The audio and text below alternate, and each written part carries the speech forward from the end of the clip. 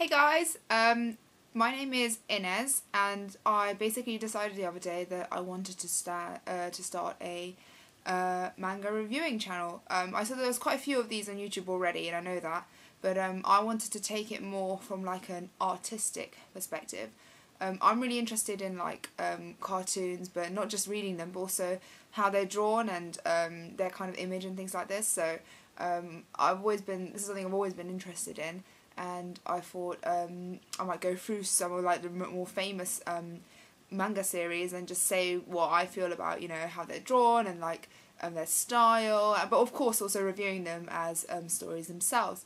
So yeah, this is just a short intro just to say welcome to my channel. I'm going to be away soon, so I might not be able to upload things as regularly, but I'm going to try and cram as much as possible while I'm still here. So basically, I'm in what's now my sister's room, because we used to share a room. But basically, yeah, I'm sitting in front of my manga collection in my room, and I'll just scroll up. So I'm sitting on the floor. That is about 4 shelves of manga with some other crappy books in between. I am a huge manga addict. I love it. I'm half Japanese, so I go to Japan about once every few years, and every time I go I'll spend like £50 on manga, and I'll go to all the discount places and basically completely spend everything on manga. So I'll come back with like, you know, 10, 20 books at a time. So that what you just saw is about 121, so that's basically, because I started reading manga when I was like 5, so yeah, 16 years worth of manga collecting. Some people might wonder why I don't just like read it online, and I do that as well, but I just prefer having the book in my hands. I'm going to start with some of the more famous series that people always go on about, and I actually only got into this quite late, even though I've known it's been going on for over 10 years, and that is of course One Piece. So this version's in Japanese, but I know you could definitely get it in other languages, and I've even seen it in like French supermarkets and stuff. So I actually, coming into it quite late, I obviously haven't been following it for the last 10 years, and I know this is only volume 1, and it's been going on for, you know, I can't remember how many volumes there are, but it's like 70 or something. So I've only read the first like few. I really like it. I could totally see why it's so popular. I'm amazed the plot's gone on for so long though. I mean, how much longer can they stretch out this, you know, finding the One Piece plot? But when I was in this French supermarket, they had like the later volumes, and I flipped through some of them, and yeah, I could sort of guess what's going to happen, but yeah, I'm obviously not going to tell you. So I'm just going to focus solely on the style of One Piece, especially in the first few volumes, because I know later on Eiichiro, their style gets a little bit more kind of fast story and sketchy, which I do like, but obviously it's just good to focus on his kind of primary style, which is kind of present for the first, like, you know, 20 volumes or whatever. Okay, so basically for anybody who doesn't know, the plot of One Piece is based around this guy here called Monkey D. Rufy.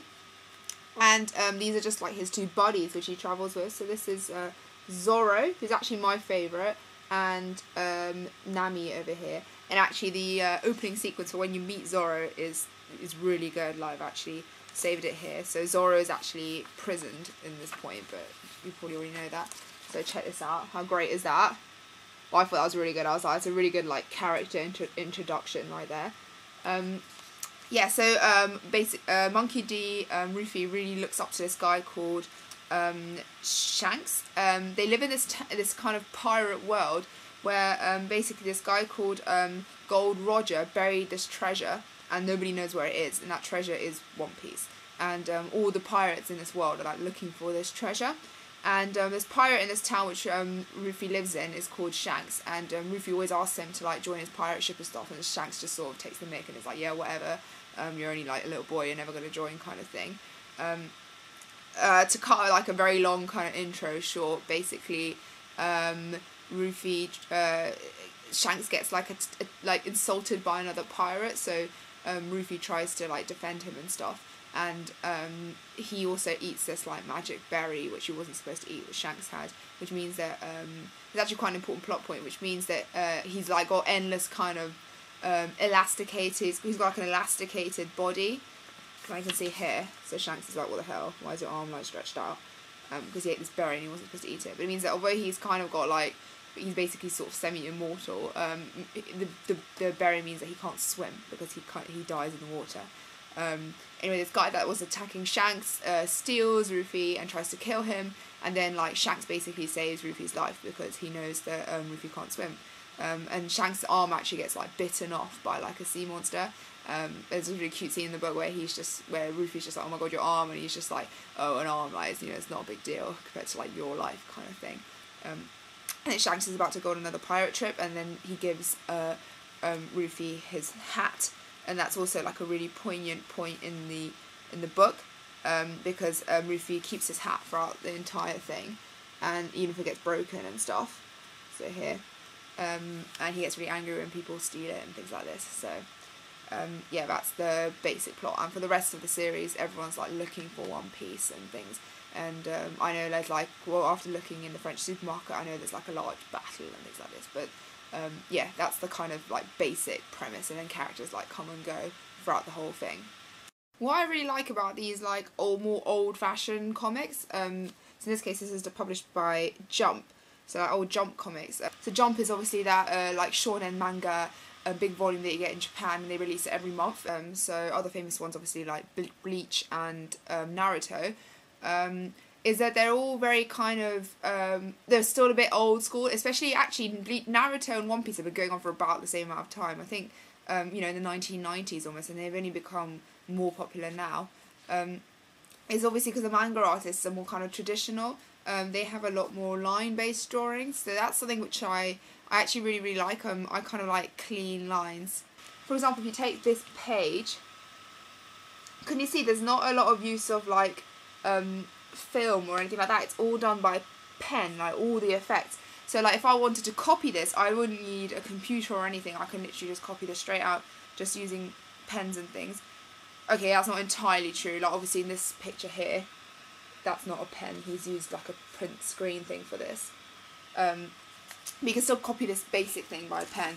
And that's what I really like about the One Piece style, definitely. I really like its kind of clean cut, sharp lines. Kind of reminds me a bit of, you know, Osamu Tezuka. I'll talk about him later as well, but obviously he was pre-computer, so he could never have scanned anything in or used too many prints and things. It was all 100%. Every pattern he would have done by hand, or, you know, got an assistant to do it by hand.